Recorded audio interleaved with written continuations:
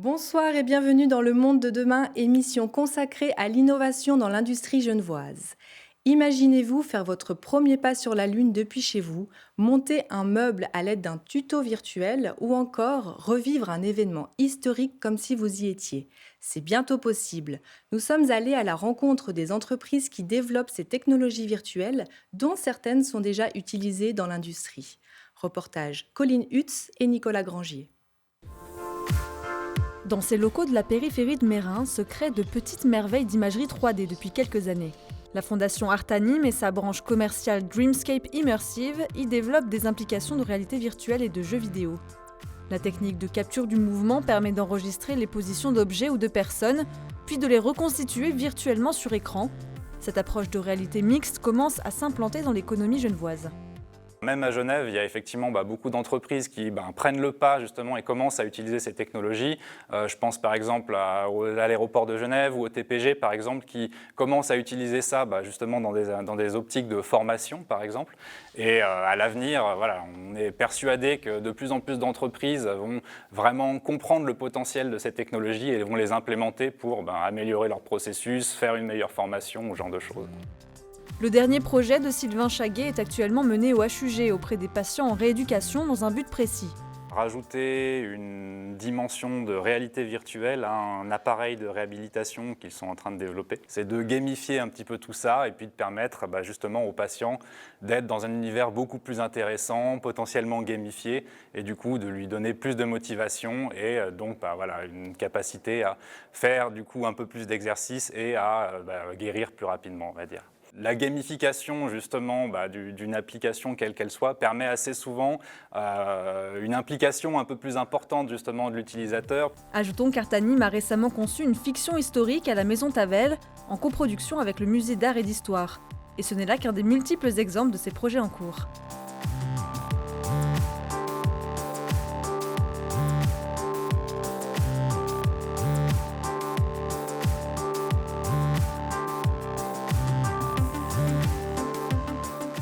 Dans la zone industrielle de Plan-les-Ouates, la Fongite a vu émerger une nouvelle pépite, V-Labs.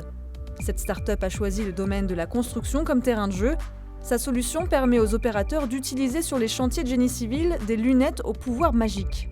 Visualiser et corriger des données géoréférencées sur terrain, comme par exemple les réseaux électriques souterrains.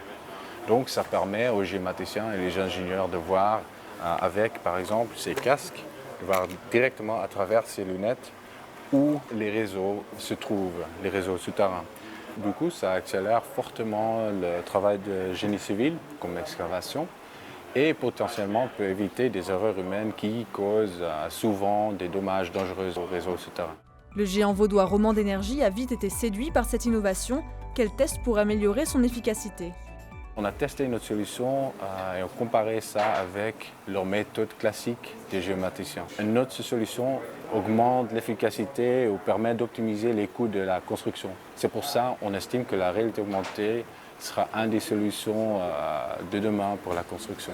Certes, ces lunettes sont dans le sous-sol, n'ont pas de vocation ludique, mais le fossé entre jeux vidéo et réalité virtuelle n'est pas si grand que ça.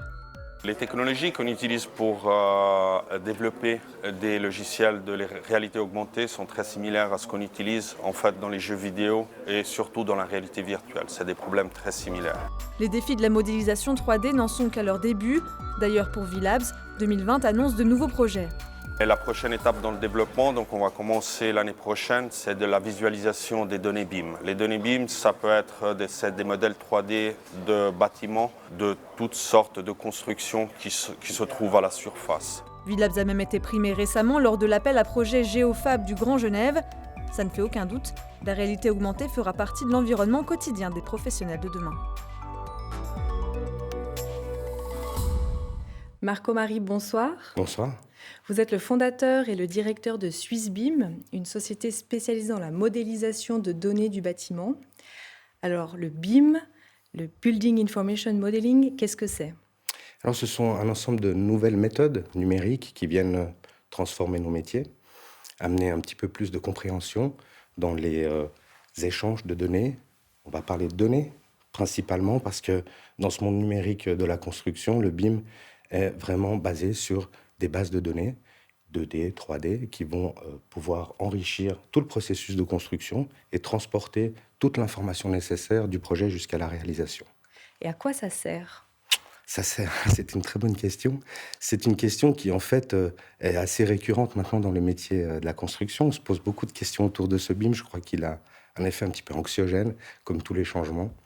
À quoi ça sert? Ça sert à une meilleure efficience du métier de la construction, des métiers de la construction qui aujourd'hui est une industrie qui a des sérieux dysfonctionnements.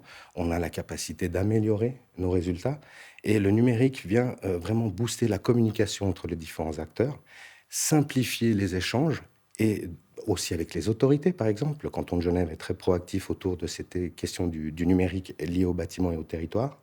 Et c'est justement cette révolution qui est en train de s'amorcer avec toutes les craintes qui peuvent être associées à ce changement, puisque nos métiers sont en pleine évolution. Alors concrètement, quels sont les avantages pour le secteur de la construction?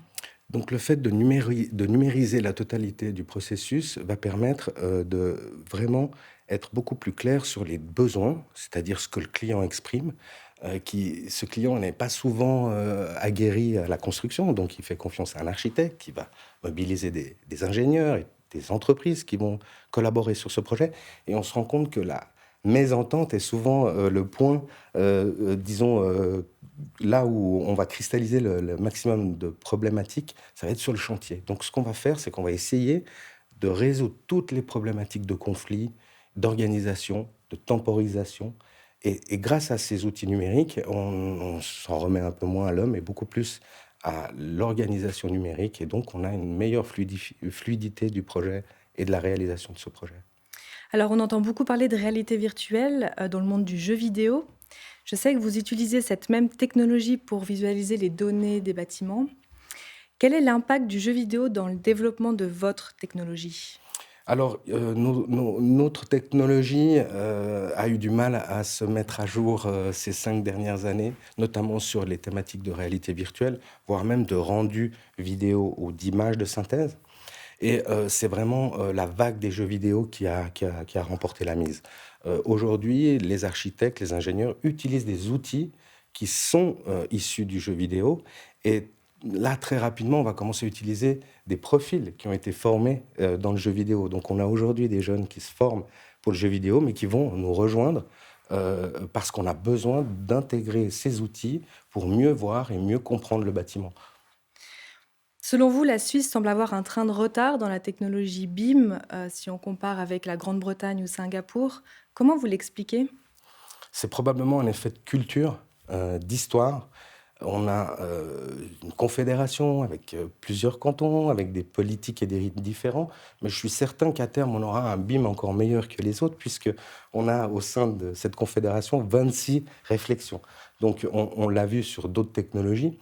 On mettra un peu plus de temps, mais c'est un peu la culture de la Suisse qui met son temps pour mettre quelque chose en place qui va devenir probablement, je l'espère, un standard. Alors pour que la construction soit plus intelligente, qu'on puisse réduire les déchets, limiter les coûts et l'énergie, est-ce que le BIM, c'est la solution miracle? Ah, alors, les miracles, il suffit d'y croire, hein, semble-t-il, pour que ça se réalise. Là, je pense qu'il faudrait un petit peu plus d'investissement. Je pense qu'il y a des problématiques aujourd'hui qui peuvent être résolues par l'emploi du BIM et des technologies qui sont autour du BIM. Simplement, il va falloir vraiment investir sur la formation, l'accompagnement des entreprises et je pense qu'il faudra aussi investir. Genève est une belle plateforme d'investissement et il faut que l'investissement arrive aussi dans ces nouvelles technologies pour favoriser l'émergence de ces... Donc, ce n'est pas forcément un miracle. En tout cas, les acteurs qui aujourd'hui s'y mettent ne voient pas ça comme un miracle, voient plutôt ça comme une contrainte, mais c'est le lot de toutes les nouvelles technologies. Il y a le change management qui doit se mettre en place et on va y arriver, j'en suis certain. Et justement, vous parliez de la formation. Est-ce que en Suisse, aujourd'hui, on trouve des jeunes qui sont formés pour aller dans cette technologie BIM?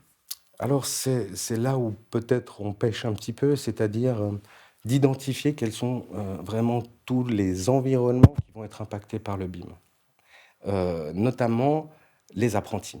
On a aujourd'hui des métiers qui sont des apprentissages, des CFC, où le BIM est peu ou pas du tout mis en avant. Et c'est pourtant important de considérer que la couche du bas, si j'ose dire, ce qu'on appelle aujourd'hui des dessinateurs, vont devenir des intégrateurs de la donnée. On a vraiment un changement de vocabulaire, un changement de paradigme avec le numérique qui arrive, et on a peut-être un peu oublié les gens qui sont dans des CFC métiers liés à la construction. Et je pense que c'est là où on va devoir agir. Les milieux académiques sont en train de se mobiliser, il se passe des choses. C'est plutôt là, au niveau des apprentissages, qu'il va falloir mettre l'accent. Marco-Marie, merci beaucoup. Merci à vous. Merci à vous de nous avoir suivis et on se retrouve tout prochainement sur l'Aimant Bleu.